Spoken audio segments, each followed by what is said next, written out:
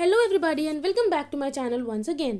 आज की ये वीडियो सभी नीट एस्पिरेंट्स के लिए बहुत ही ज़्यादा इंपॉर्टेंट है बिकॉज यहाँ पर हम 130 plus most important MCQ with solutions आपके साथ डिस्कस करने वाले हैं। चैप्टर वाइज ये एमसीक्यू सीरीज होने वाली है। आज का हमारा जो चैप्टर है वो है एवोल्यूशन।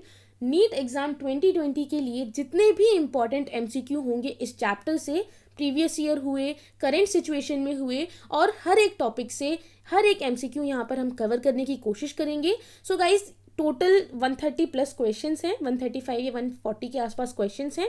तो उस हिसाब से जो ये वीडियो है वो 4 पार्ट्स में डिवाइडेड होगी, 30 to 35 क्वेश्चंस पर वीडियो। ये इसका पार्ट 1 है और इससे पहले काफ़ी सारे चैप्टर्स मैं ऑलरेडी डिस्कस कर चुकी हूँ जिनके एमसीक्यूज भी आपके साथ डिस्कस हो चुके हैं चैप्टर वाइज। तो उनकी वीडियोस मैं डिस्क्रिप्शन बॉक्स में आपको दे दूंगी, आप वहाँ से जाकर के उन सभी क्वेश्चंस को ज़रूर करिएगा, बहुत इंपॉर्टेंट है। और जितने चैप्टर्स बच गए थे एमसीक्यू सीरीज में उनको आज से मैं यहाँ पर कंटिन्यू कर रही हूँ। सो प्लीज़ जो बच्चे पहली बार इस वीडियो को देख रहे हैं वो चैनल को सब्सक्राइब ज़रूर करें, बेल आइकन को ज़रूर दबाएं क्योंकि डेली वीडियोज़ आएंगी और आपको डेली वीडियोस का नोटिफिकेशन मिल सके, इसलिए प्लीज़ बेल आइकन को ज़रूर दबाइएगा और वीडियो को जितना हो सके उतने अपने फ्रेंड्स के साथ शेयर करें ताकि इस लॉकडाउन पीरियड में और इस कोविड-19 के पीरियड में आप लोगों की जो पढ़ाई है वो ना रुके और आप लोग ज़्यादा से ज़्यादा एमसीक्यूज़ को यहाँ पर प्रिपेयर कर सकें। सो गाइस शुरू करते हैं। पहला हमारा टॉपिक होने वाला है, यहाँ पर सभी क्वेश्चन टॉपिक वाइज होंगे ताकि आपको पता लगे कि कौन से टॉपिक से किस तरह से क्वेश्चन बन सकते हैं। सो हमारा टॉपिक नंबर 1 है origin of life, evidences for evolution, adaptive radiation and mechanism of evolution. तो आगे जितने भी क्वेश्चंस आएंगे वो इस टॉपिक पे बेस्ड आने वाले हैं। सो हमारा पहला क्वेश्चन है, विच of the following represent order of horse. Horse के ऑर्डर को इनमें से कौन रिप्रेजेंट कर रहा है? ऑप्शन नंबर ए पेरिसोडेक्टाइला, यहाँ पर ए आएगा, ठीक है। उसके बाद B option caballus, C is ferus and D is equidae. आप लोग अपना सही ऑप्शन, सही आंसर नीचे कमेंट सेक्शन में कमेंट कर सकते हैं। आई होप आप सभी ने अपना सही आंसर यहाँ पर चूज कर लिया है and the correct option here is option number A perissodactyla. Because यहाँ पर एक चीज़ और एक्सप्लेन कर देती हूँ, जो पेरिसोडेक्टाइला है ये आपका ऑर्डर ऑफ हॉर्स है। तो कैबालस क्या है? ठीक है, कैबालस जो है वो सब स्पीशीज है। What is this? It is सब स्पीशीज। फेरस क्या है यहाँ पर? फेरस यहाँ पर स्पीशीज है एंड द लास्ट इज इक्विडिए। इक्विडिए क्या है? It is family. क्लियर? तो आंसर के साथ साथ आप ये चीज़ें भी प्लीज़ नोट डाउन कर लीजिए, इंपॉर्टेंट होती हैं। कभी कभार क्वेश्चन हो सकता है इस तरीके से आए दैट व्हाट इज सब स्पीशीज ऑफ हॉर्स, और कभी आ सकता है question that what is family of horse. तो इस तरीके से आप इन चीज़ों को याद रख सकते हैं। Next question is, which of the following structure is homologous to the wing of a bird. Bird के विंग्स से इनमें से कौन सा स्ट्रक्चर है जो कि होमोलोगस है? Option number A dorsal fin of a shark, option number B wing of a moth, C hind limb of rabbit and D flipper of whale. 2016 का आपका ये क्वेश्चन है and the correct option here is option number D flipper of whale. जो wings of a bird यानी कि bird के जो wings हैं और वेल के जो फ्लिपर्स हैं वो मॉडिफाइड 4 लिम्स होते हैं यानी कि they are homologous. Next is, following are the 2 statements regarding the origin of life. यानी कि ये क्वेश्चन जो है ये ओरिजिन ऑफ लाइफ पे बेस्ड है। 2 स्टेटमेंट्स हैं। Statement number A, the earliest organism that appeared on the earth were non green and presumably anaerobes, and the second statement here is, the first autotrophic organism were the chemoautotrophs that never released oxygen. Now from the above statement which one of the following option is correct? अगर आप दोनों statement को ध्यान से पढ़ चुके हैं तो आइए अब हम ऑप्शंस को देखते हैं। Option number A, that A statement is correct but second statement is false. Option number B, B statement is correct and A statement is false. Option number C, both A and B are correct, and option number D, both A and B are false. I hope आप सभी ने अपना answer यहाँ पर choose कर लिया है। अगर आप लोग अभी भी आंसर ढूंढ रहे हैं तो प्लीज़ वीडियो को पॉज करें और सही आंसर कमेंट करें। एक तरीके से आप टेस्ट की तरह इसे लें ताकि आपकी प्रिपरेशन और ज़्यादा बेटर हो सके। अगर आप अच्छे से प्रिपेयर करेंगे तो ये क्वेश्चंस आपको बहुत ज़्यादा हेल्प करेंगे। लास्ट ईयर भी जो क्वेश्चंस मैंने बच्चों को कराए थे उनमें से काफ़ी सारे क्वेश्चन नीट में प्लस एम्स में रिपीट हुए थे।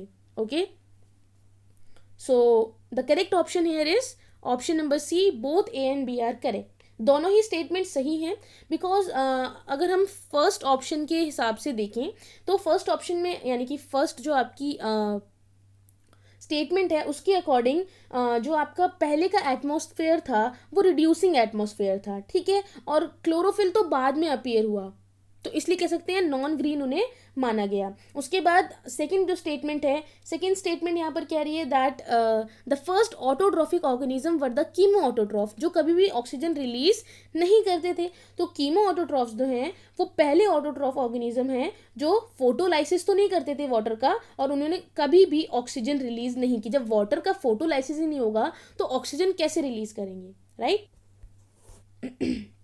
Next question is, analogous structure are a result of option number A, divergent evolution, B, convergent evolution, C, shared ancestry, D, stabilizing selection. And the correct option here is option number B, convergent evolution. ये आपका 2016 का question था। देखो, analogous structures कौन से structures होते हैं? ये वो स्ट्रक्चर्स होते हैं जिनका सेम फंक्शन होगा, ठीक है। ये बेसिकली कॉमन एंसेस्टर्स से मिलते हैं और इनका फंक्शन, काम करने का तरीका बिल्कुल सेम होगा, कॉमन होगा, और ये काफ़ी अलग अलग डेवलपमेंट में जाते हैं, यानी कि स्ट्रक्चर डिफरेंट होगा बट इनका जो फंक्शन है वो सेम होगा। क्लियर? सो कन्वर्जेंट एवोल्यूशन क्यों कहा गया है इसको? कन्वर्जेंट एवोल्यूशन जो है इट इज़ नेचुरल सिलेक्शन, ये एक तरीके का नेचुरल सिलेक्शन है which favours the same type of structure in different ancestor. Clear? तो आप याद रख सकते हैं कि फंक्शन यहाँ पर सेम होता है। Next is four limbs of cat, lizard used in walking, four limbs of whale used in swimming and four limbs of bats used in flying. They are an example of, देखिए सभी के four limbs हैं। Four limbs cat के और lizard के walking में use होते हैं, व्हेल के स्विमिंग में यूज होते हैं और बैट के फ्लाइंग में यूज होते हैं। तो ये किस चीज का एग्जाम्पल है? Option number A, analogous organ, B, adaptive radiation, C, homologous organ, and D, convergent evolution. And the correct option here is option number C, homologous organ. Why? Because मैंने आपको पहले ही कहा था कि convergent का मतलब होता है कि structure different होगा but function सभी का same ही होगा। क्लियर? और homologous का मतलब है कि दिखने में वो एक जैसे हैं, यानी कि सभी के फोर लिम्स हैं, स्ट्रक्चर सेम है बट जो फंक्शन है वो डिफरेंट है, इसे हम कहेंगे होमोलोगस। होमो मतलब सेम, तो आप कह सकते हैं कि दिखने में सेम बट फंक्शन में different. Next is which one of the following are analogous structure? Analogous इनमें से कौन सा स्ट्रक्चर है? Option number A, wings of bat and wings of pigeon, B, gills of prawn and lungs of man, C, thorns of bougainvillea and tendrils of cucurbita, D, flippers of dolphin and leg of horse. And the correct option here is option number B, which says gills of prawn and lungs of man. जो analogous organs होते हैं वो similar function करते हैं but उनका जो origin होता है, ठीक है, डिफरेंट डिफरेंट ओरिजिन होते हैं उनके, बेसिकली एंसेस्टर्स जो होते हैं वो उनके कॉमन होते हैं। Clear? Next is the eye of octopus and eye of cat show different patterns of structure yet they perform similar function. Octopus की आई और कैट की आई दोनों अलग अलग स्ट्रक्चर्स हैं मगर उनका जो फंक्शन है वो बिल्कुल सेम है। देखना तो ये किसका एग्जाम्पल हुआ?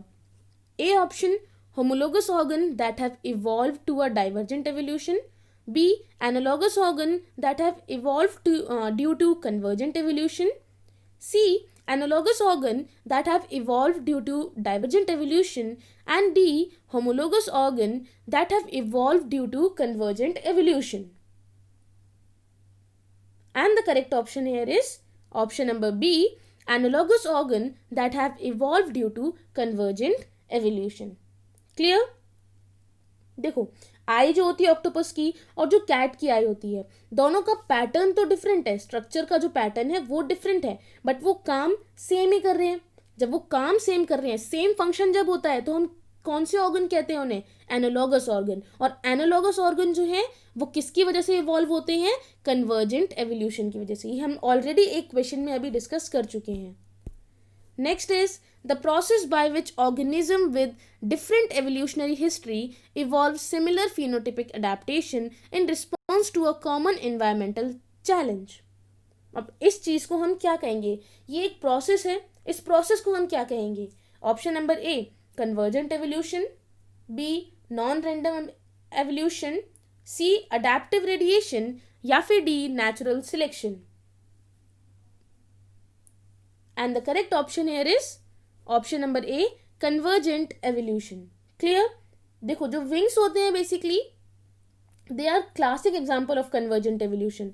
अब विंग्स की वजह से ही पता चलता है, जैसे कि फ्लाइंग इंसेक्ट्स हो गए, बर्ड्स हो गए, बैट्स हो गए, ये सब इवॉल्व हुए हैं from the capacity of flight independently, यानी कि फ्लाई कर सकते हैं। इनमें से चारों, चाहे बैट्स की बात करें, चाहे इंसेक्ट्स की बात करें, बर्ड्स की बात करें, चारों ही सेम फंक्शन कर रहे हैं, मगर जो स्ट्रक्चर है वो इनका डिफरेंट है। ठीक है, तो इसलिए convergent evolution. Variation in gene frequencies within population can occur by chance rather than by natural selection. The process is referred to as. ये एक प्रोसेस है, इसको हम क्या कहेंगे? Option number A genetic drift, option number B random mating, option number C genetic load, and option number D genetic flow. It was a question from NEET 2013 and the correct option here is option number A genetic drift। देखो genetic drift का मतलब होता है variation in gene frequencies. Population के साथ साथ gene की frequency में वेरिएशन, बदलाव आना, वो they can occur by chance. ठीक है, या तो वो बाय चांस हो जाएंगे या फिर नेचर उन्हें सिलेक्ट करेगा, यानी कि नेचुरल सिलेक्शन की वजह से। कई बार जो चेंज होता है एलील की फ्रीक्वेंसी में वो इतना डिफरेंट होता है नए सैंपल में पॉपुलेशन के कि वो एक नई स्पीशीज ही बन जाती है। राइट, वो एक नई स्पीशीज ही बना लेती है। तो जो ओरिजिनल है वो ड्रिफ्ट हुआ है पॉपुलेशन से और वो बन गया है फाउंडर, और उसके इफेक्ट को हम कहते हैं फाउंडर इफेक्ट। याद रहेगा आपको, इसी ओरिजिनल से जब एक नई स्पीशीज बन गई तो वो जो पुरानी पॉपुलेशन की स्पीशीज थी वो बन गई फाउंडर। ठीक है, जिससे ड्रिफ्ट होके दूसरी नई स्पीशीज बनी है, और इस इफेक्ट को बोलते हैं फाउंडर इफेक्ट। तो ये क्या हुआ? ड्रिफ्ट हुई हैं चीजें, तो इसको हम कहते हैं genetic drift. Next is according to Darwin the organic evolution is due to. Darwin के अकॉर्डिंग अगर हम देखें तो जो ऑर्गेनिक एवोल्यूशन है वो किसकी वजह से हुआ? Option number A interspecific competition, option number B competition within closely related species, option number C reduced feeding efficiency in one species, and D intraspecific competition. ये आपका नीट 2013 का क्वेश्चन है and the correct option here is option number D intraspecific competition. Darwin के according अगर देखा जाए तो जो ऑर्गेनिक एवोल्यूशन है वो इंट्रास्पेसिफिक कॉम्पिटिशन की वजह से ही आया। जो इंडिविजुअल्स होते हैं सेम स्पीशीज़ के, उनके अंदर भी कैरेक्टरिस्टिक्स में काफ़ी ज़्यादा वेरिएशंस होती हैं। वो कैरेक्टरिस्टिक्स जो उन्हें बेटरली सर्वाइव करने के लिए इनेबल करती हैं, यानी कि जिन कैरेक्टरिस्टिक्स की वजह से वो सर्वाइव कर सकते हैं ज़्यादा बेहतर तरीके से इन नेचुरल कंडीशन, वो वाली जो स्पीशीज़ है वो तो वहाँ पर सर्वाइव कर जाएगी। ठीक है, और जिनके पास वो कैरेक्टरिस्टिक्स नहीं है वो वहाँ पर क्या हो जाएंगी? एक्सटिंक्ट हो जाएंगी। ठीक है, इसीलिए कहा गया कि जो सर्वाइव ज़्यादा कर पाएंगे उन्हीं को नेचर जो है वो सिलेक्ट करेगा, और इसीलिए इसको हम कहते थे नेचुरल सिलेक्शन। क्लियर? और इसी को एवोल्यूशन का मेन मैकेनिज्म बताया गया, जो ज़्यादा बेहतर उसे ही जो नेचर है वो सिलेक्ट करता है, उसको हम कहते हैं natural selection. Next is random unidirectional change in allele frequency that occurs by chance in all population and especially in small population is known as। इसके बारे में हम ऑलरेडी अभी बात कर चुके हैं। 9th क्वेश्चन में हमने बात की थी कि वेरिएशन आती है पॉपुलेशन के अंदर। ठीक है, फ्रीक्वेंसी, एलील फ्रीक्वेंसी में यहाँ पर जेनेटिक तरीके से क्या आते हैं? वेरिएशंस आती हैं, और उससे क्या होता है कि नई स्पीशीज बन जाती है। ठीक है, और जो पहले वाली स्पीशीज होती है वो फाउंडर स्पीशीज बन जाती है। तो इस ड्रिफ्ट होने को हम कहते हैं जेनेटिक ड्रिफ्ट, कि एक पॉपुलेशन से ही नई स्पीशीज बनी है because of high number of variation.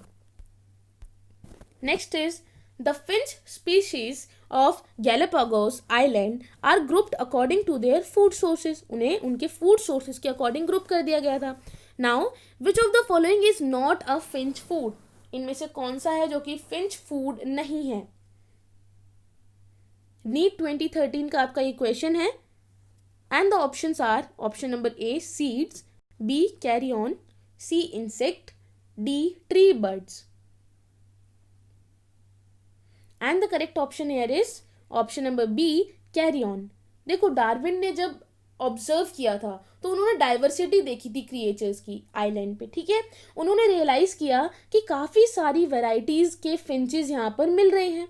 ठीक है, उसी सेम आइलैंड पे, जैसे कि सीड खाने वाले, सीड ईटिंग, और उसके बाद यहाँ पर कुछ इंसेक्टिवोरस भी मिले तो इंसेक्ट खाने वाले भी हो गए. उसके बाद वेजिटेरियन फिंचेस भी मिले. उसके बाद यहाँ पर है कैरियन. अब कैरियन होता क्या है? काफ़ी बच्चे सोच रहे होंगे कैरियन होता क्या है. कैरियन जो होती हैं वो डेड बॉडीज़ होती हैं. These are the dead bodies. और कोई भी फिंचेस जो है वो कैरियन पे यानी कि डेड बॉडी पे फीड नहीं कर रहा था. ठीक है, तो ये फिंच फूड नहीं हुआ.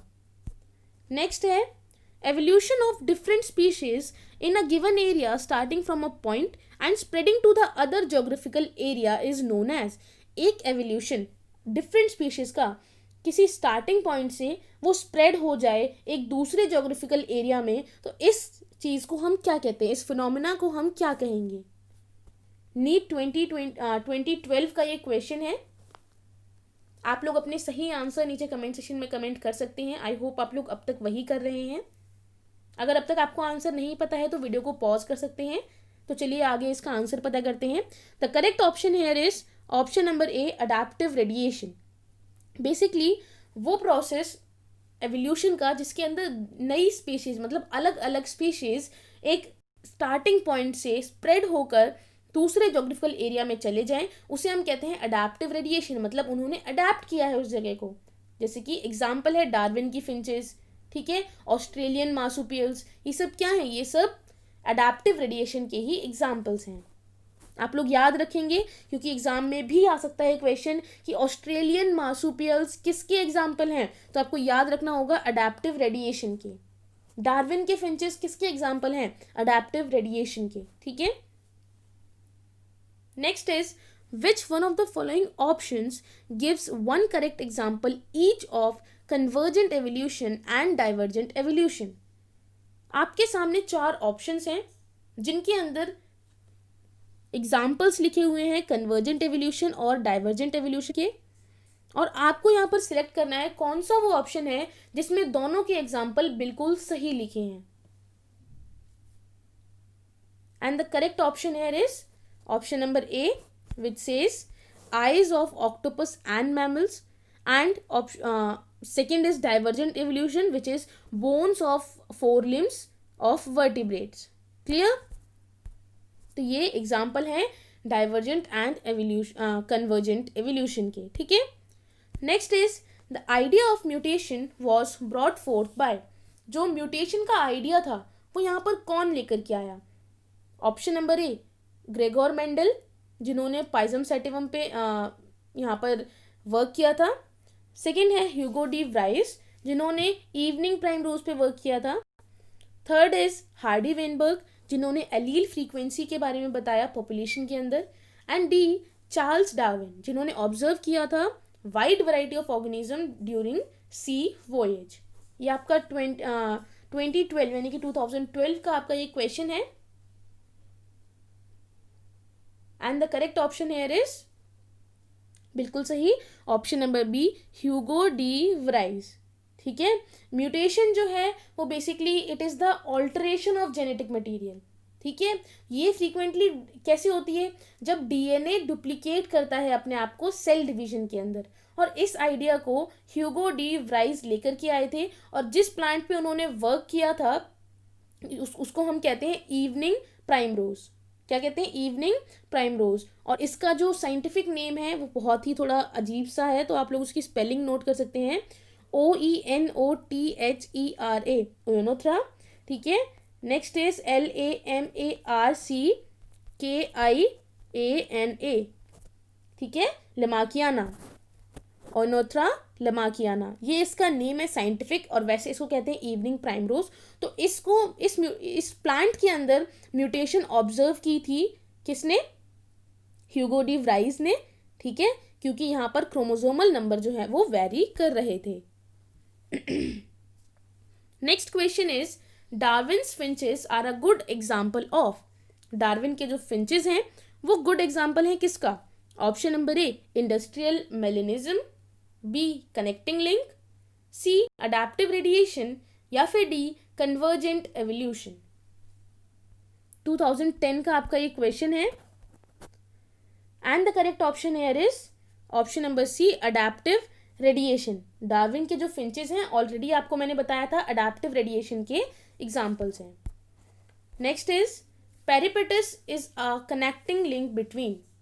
पेरिपेटस एक कनेक्टिंग लिंक है किसके बीच में? Option number A mollusca and echinodermata, B annelida and arthropoda, C coelenterata and porifera, या D ctenophora and platyhelminthes. It was a question from 2009 and the correct option here is option number B Annelida and Arthropoda. Clear? Next question is which one of the following scientist name is correctly matched with the theory put forth by him? इनमें से कौन सा scientist है जिसका name सही match किया गया है उसकी दी गई थ्योरी के साथ? And the correct option here is option number A Weismann. ठीक है, विस्मन जो है उन्होंने थ्योरी दी थी theory of continuity of germ plasm. Weismann ने क्या दी थी? Theory of continuity of germ plasm. ठीक है, next question is Darwinism finches are an excellent example of. वापस से आपके पास सेम क्वेश्चन आ गया है और आपको इसका आंसर अब तक पता हो जाना चाहिए। 2008 का ये क्वेश्चन है and the correct option here is option number A adaptive radiation. Clear? Next is thorn of bougainvillea and tendril of cucurbita. They are example of option number A analogous organ, option number B homologous organs, option number C vestigial organs, and option number D retrogressive evolution. 2008 का आपका ये question है and the correct option here is option number B homologous organ. जो thorn of bougainvillea हैं और tendril of cucurbita हैं, these are the example of homologous organs. यानी कि इनका फंक्शन डिफरेंट है बट इनका स्ट्रक्चर सेम है। Next is which one of the following pairs of item correctly belong to the category of organs mentioned against it. यानी कि इनमें से कौन सा ऐसा आइटम है, पेयर ऑफ आइटम है जो कि सही यहाँ पर कैटेगरी ऑफ ऑर्गन के साथ मेंशन किया गया है। जैसे कि thorn of bougainvillea and tendril of cucurbita is analogous organ, B nictitating membrane and blind spot in human eye is vestigial organ, C nephridia of earthworm and Malpighian tubules of cockroach excretory organs, and D wings of honeybee and wings of crow homologous organ. And the correct option here is option number C nephridia of earthworm and Malpighian tubule of cockroach। ये होते हैं basically excretory organs। कौन से organs हैं ये? Excretory organs, क्योंकि earthworm के पास एक वेल डेवलप्ड एक्सक्रीटरी सिस्टम होता है। क्लियर? जो कि जिसके अंदर आपको काफ़ी सारे minute coiled glandular segmented tubules आपको देखने को मिलेंगे। उन टिब्यूल्स को हम कहते हैं नेफ्रीडिया। ठीक है, माल्फिजियन टिब्यूल जो होते हैं कॉकरोच के वो काफ़ी fine yellowish thread like structure होते हैं। ठीक है, वो अनब्रांच्ड होते हैं और ये बेसिकली मिडगट और हिंडगट के पास प्रेजेंट होते हैं, जिसका ये फंक्शन करते हैं। Clear? Next is which one of the following is incorrect about the characteristics of protobionts. Protobionts क्या है यहाँ पर? Coacervates and microspheres as envisaged in the biogenic origin of life. ये क्वेश्चन आपका 2008 का है। Option number A they were able to reproduce, option number B they could separate combinations of molecules from the surroundings. Option number C, they were partially isolated from the surroundings. And option number D, they could maintain an internal environment. And the correct option here is option number B, they could separate combination of molecules from the surroundings. Next question is, when two species of different genealogy come to resemble each other as a result of adaptation, the phenomena is termed as. 2007 का आपका ये question है. Option number A micro evolution, option number B co evolution, C convergent evolution, D divergent evolution. And the correct option here is option number C convergent evolution. Clear. जो analogous organ होते हैं वो convergent evolution show करते हैं because similar adaptation है और जो कि किसी भी तरीके की ऑर्गेनिक एवोल्यूशन को सपोर्ट नहीं करते हैं. Which one of the following statement is correct? Option number A, there is no evidence of the existence of gills during embryogenesis of mammals. B, all plants and animal cells are totipotent. C, ontogeny repeats phylogeny. D, stem cells are specialized cell. 2007 का आपका ये question है और आपको इसमें बताना है कि चारों में से कौन सी स्टेटमेंट सही है. And the correct option here is option number C, ontogeny repeats phylogeny. Clear? Next question is, the concept of chemical evolution is based on. Chemical evolution का जो concept है वो basically किस पे based है? 2007 का ये question है. Option number A, interaction of water, air and clay under intense heat. B, effect of solar radiation on chemicals. C, possible origin of life by combination of chemicals under suitable environmental condition. And option number D, crystallization of chemicals. And the correct option here is option number C, which says the possible origin of life by combination of chemicals under suitable environmental condition. तो इसी को हम कहते हैं chemical evolution. Next is, the finches of Galapagos Island provide an evidence in favor of. जो finches मिले थे Galapagos Island से, उन्होंने basically evidence यानी कि सबूत पेश किया किसके फेवर में? Option number A evolution due to mutation, इस थ्योरी के फेवर में. B retrogressive evolution, C biogeographical evolution या फिर डी स्पेशल क्रिएशन. 2007 का आपका ये क्वेश्चन है and the correct option here is option number C biogeographical evolution. जो फिंचेस थे जो आइलैंड पे पाए गए थे वो बेसिकली एविडेंस प्रोवाइड कर रहे थे in the favour of biogeographical evolution. Next question is, what is common between parrot, platypus and kangaroo? Option number A toothless jaws, B functional post and tail, C ovoparity या D homeothermy. ये आपका 2007 का question है and the correct option here is option number D homeothermy. Because जो birds और mammals सिर्फ यही हैं जो होम्योथर्मस होते हैं. What is common to whale, seal and shark? Whale, seal और शार्क में इनमें से क्या कॉमन है? 2007 का आपका ये क्वेश्चन है. Option number A thick subcutaneous fat, B convergent evolution, C homeothermy या D seasonal migration. And the correct option here is option number B convergent evolution. जो एनालॉगस ऑर्गन्स होते हैं वो बेसिकली कन्वर्जेंट एवोल्यूशन शो करते हैं because of similar adaptation. Clear? और यहाँ पर जो आपके वेल, सील और शार्क थे वो कन्वर्जेंट एवोल्यूशन शो कर रहे थे इसी रीजन से, क्योंकि सिमिलर हैबिटेट है उनका. ठीक है, ये ऑर्गेनिक एवोल्यूशन को सपोर्ट नहीं करते हैं, इनका हैबिटेट सिमिलर है.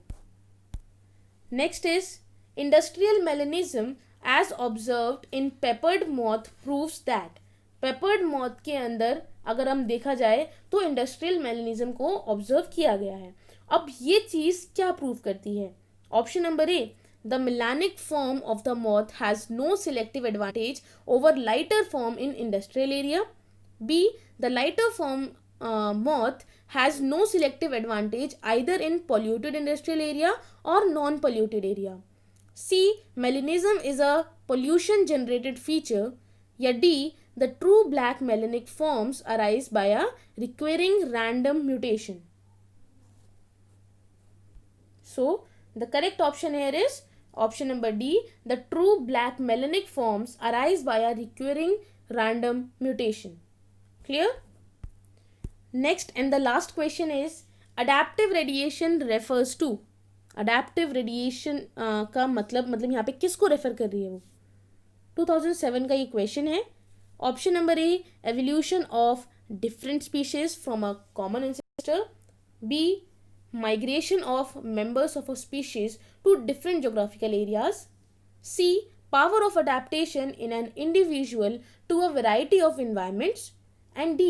Adaptation due to geographical isolation. And the correct option here is option number A. Evolution of different species from a common ancestor. Clear?